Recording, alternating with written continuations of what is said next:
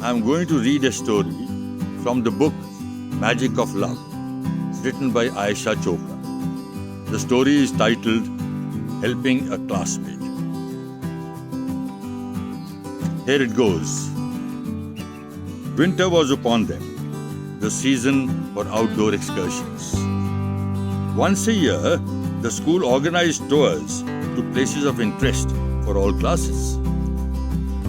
This year's planned excursion was to the historical sites of the city. When Ashna heard about it, she clapped her hands in joy. She had not yet had occasion to see all the sights in the city. Now, the school had provided a golden opportunity to do so. A day-long excursion! How exciting! She exclaimed with shining eyes to no one in particular. All interested students had to sign up and pay the required participation fee. An orientation meeting related to the excursion was being held today, and Ruhi and Ashna were eagerly looking forward to attend the same. As they fell in line to go to the meeting, Ashna noticed Diya still sitting at her desk, fiddling with some books. Diya was a quiet but bright girl, well liked by all. Hey Diya, she called out with some urgency. Come on, you'll be late for the orientation. Diya looked up and shook her head. I'm not going, she mouthed the words, then quickly looked away. Not going? Ashna and Ruhi looked at each other rather puzzled. Why ever not? After the orientation, let's ask Diya why she is not joining the excursion, Ashna suggested, and Ruhi readily agreed. After the orientation meeting, the girls approached Diya. Diya, why are you not coming to the excursion? Ashna asked with surprise. At first, Diya gave some non-committal answer, but when pressed by the girls, she said softly with downcast eyes, I don't have the heart to ask Ma for money for the excursion. She looked up, saw the questioning looks on the girls' faces and explained. As a single parent, it is hard for my mother to make ends meet. I know with what great difficulty she manages to send me and my brother to good schools. I just can't bear to ask her for any extra indulgences. Her voice dropped and she looked down again. Ruhi and Ashna came away very disturbed by Diya's answer. How awful that Diya can't come to the excursion, Ashna mumbled. Yeah, wish there was something we could do to help. But what?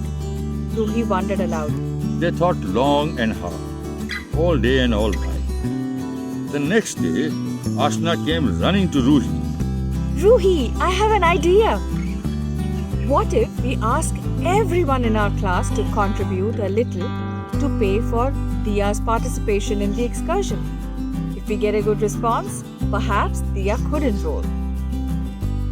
Good idea, Ashna.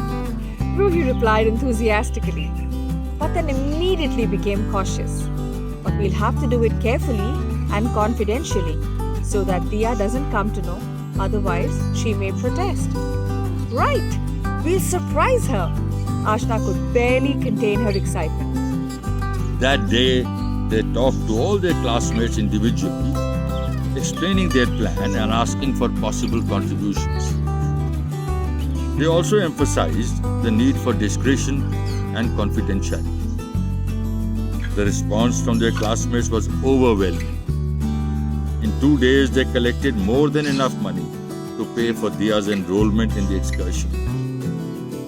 They decided to hand over the money to the teacher in the staff room instead of in the classroom, so as to avoid attracting Diya's attention. When the teacher heard their plan, she was pleased and quite willing to play along. I'm proud of you girls. You've acted selflessly. Diya is fortunate to have such generous friends, she said appreciatively. The girls returned to the classroom feeling happy and gratified that their mission had been accomplished. A couple of days later, every student who had signed up for the excursion was given a letter confirming their participation and outlining the necessary requirements and details regarding pickup points, timings, the route, assembly points, and items to bring along for the day. When Dia was handed hers, she looked up at the teacher with surprise. This is a mistake, ma'am. I'm not going on the excursion, she said. Yes, you are, Dia. Your name is on the list, the teacher replied. But how? Dia asked, thoroughly bewildered. I have not signed up nor paid for it, she exclaimed. Well, according to this, you have. The teacher smiled, pointing to the list in her hand. Let me put it this way. Your friends did not want to go without you, so they made sure that you joined them. Dia looked around at the smiling faces of her friends and classmates and immediately figured out what had happened. Unable to control her emotions, she covered her face with her hands and burst into tears. For a while, no one moved or said anything. Then the teacher put a comforting hand on Dia's shoulder and gently said, It is okay, Dia. Your friends love you. With her voice breaking between sobs, Dia managed to say, Thank you all. Ruhi and Ashna felt their eyes well up. Someone shouted, Three cheers for Dia! Hip hip! Hooray! The whole class joined in. The teacher glanced at Ruhi and Ashna again and gave a slight nod of the head as if to say, You did well, girls. The girls looked at one another with happy smiles on their faces. They had helped someone in need, and that felt really good. Soon they forgot all about it, however, when someone asked a question, seeking clarification on some point in the letter regarding the excursion, the next moment it seemed like everyone was talking at once, and the teacher happily indulged the jabbering, chattering crowd of teenagers elated about the upcoming excursion. At one point, even Dia joined the chatter, laughing out loud from time to time.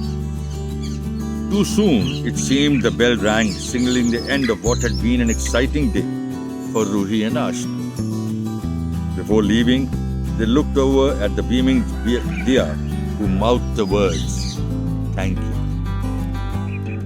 They mouthed back, You are welcome, waving at her as they left the classroom, carrying the image of a grateful Dia with them.